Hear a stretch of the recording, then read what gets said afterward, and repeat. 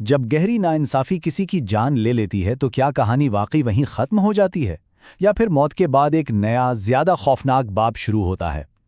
आज हम कर्मा और इंतकाम की ऐसी ही दो कहानियों में गहराई से उतरेंगे, जहां जुल्म एक ऐसी इंतकामी कुव्वत को जन्म देता है जो मौत की सरहदों को भी पार कर जाती है। ये कहानी इसी गहरे फलसफे से शुरू होती है। कर्मा एक ऐसी ताकत है जो वक्त और चेहरे तो बदल सकती है, लेकिन अपनी मंजिल कभी नहीं भूलती।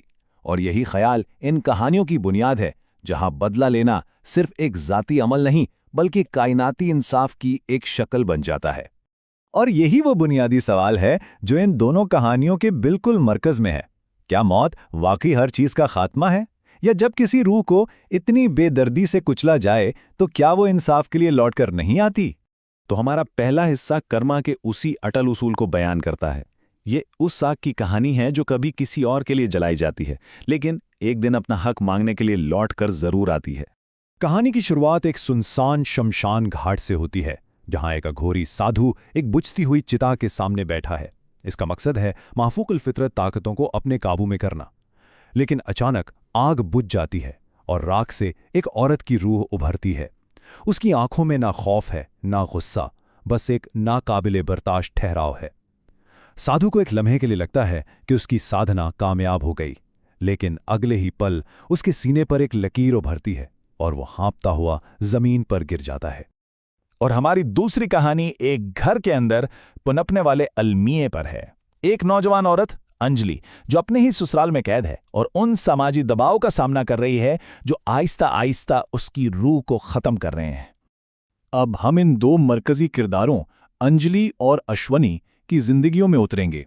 दोनों की कहानियां बज़ाहिर अलग हैं, लेकिन इनका दुख और इनका अंजाम एक ही धागे से बंधा हुआ है। उनकी जिंदगियों में जो मुमासिलत है वो चौंका देने वाली है। दोनों ही औरतें समाजी नाइंसाफी का शिकार हुईं। अंजलि को बांझ कहकर खानदान ने जलील किया, तो दूसरी तरफ अश्विनी को उसके तरक्की पसंद ख्यालात की वजह से माशरे ने डायन करार दे दिया। दोनों एक उम्मीद पर जिंदा थीं, लेकिन उनके आसपास के लोगों ने ही इनकी उम्मीदों को कुचल दिया। अंजलि की जिंदगी का खात्मा इंतहाई बेरहमाना था। जब वो 5 साल की अजियत के बाद हामिला हुई तो तशद्दुद कम होने के बजाय और बढ़ गया। उसके शौहर ने उसे मार मार के हलाक कर दिया और ख़ानदान ने उसे मुनासिब आखिरी रसूमात से भी महरूम रखा, जो किसी भी रूह के सुकून के लिए बहुत ज़रूरी समझी जाती हैं। उसे एक बेनाम खेत में यूं ही दफना दिया गया जैसे उसका कोई वजूद ही ना हो। दूसरी तरफ अश्वनी का कत्ल वो एक अवामी तमाशा था।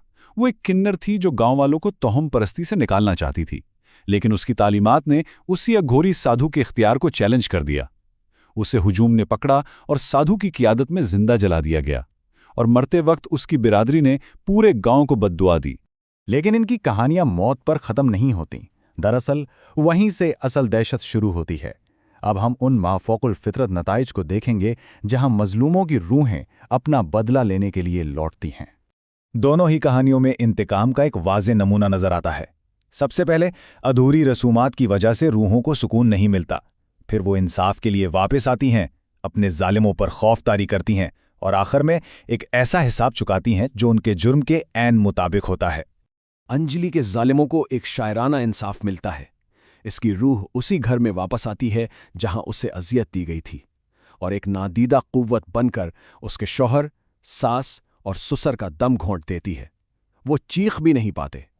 साधु जो अपने आश्रम लौटता है तो उसे खंडर में पाता है। उसकी सारी रूहानी ताकत जैसे ख़त्म हो जाती है। जब वो हवन करने की कोशिश करता है तो आग बुझ जाती है। उसे जंगल से एक बच्ची की हंसी सुनाई देती है और एक सरगोशी उसका पीछा करती है, अश्विनी। ये नाम उसे हर तरफ से घेर लेता है और उसे पागलपन की हद तक पहुंचा देता है। जब साधु शमशान घाट वापस जाता है तो उसे पता चलता है कि जिस चिता पर उसने रस्म की थी वो अपराजिता नामी किन्नर की थी। तो फिर अश्विनी कौन थी जिसका नाम उसे सता रहा था?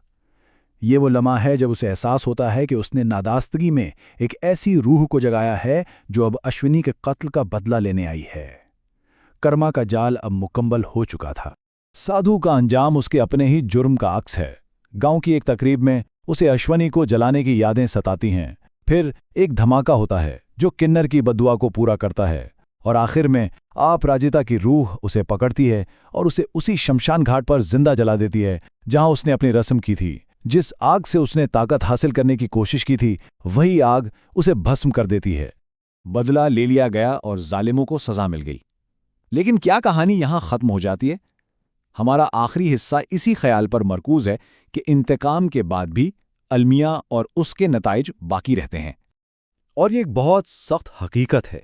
इंतकाम जालिम को सज़ा तो देता है, लेकिन वो उस नुकसान को कभी पूरा नहीं कर सकता जो हो चुका है। इंसाफ ज़ख्मों को भरने का नाम है, जबकि इंतकाम सिर्फ नए ज़ख्म देता है। जालिमों को सज़ा मिल गई, लेकिन जो खो गया था वो कभी वापस नहीं आ सकता। और शायद कुछ भी इस नुक्ते को एंजली की रूह के इस दिल दहला देने वाले सवाल से बेहतर वाज़ेह नहीं करता। बदला लेने के बाद भी उसका दर्द और नुकसान बाकी है। वो नफरत से नहीं, बल्कि एक माँ की अधूरी मोहब्बत की वजह से भटक रही है। वो आज भी उस बच्चे को तलाश कर रही है जिसे वो कभी अपनी गोद में नहीं ले सकी। तो आखिर में ये कहानियां सिर्फ भूत प्रेत के किस्से नहीं है। ये समाजी जुल्म और नाइंसाफ़ी के देरपा नताइज के बारे में एक वार्निंग है। यह हमें याद दिलाती हैं कि कुछ जख्म इतने गहरे होते हैं कि वो मौत के बाद भी गूंजते रहते हैं, और ये सवाल पीछे छोड़ जाते हैं कि असल आसीब ज़दा कौन है। वो रूहें जो इंसाफ मांगती हैं, या वो मुआशरा जो ऐसी नाइंसाफ़ियों को जन्म देता है।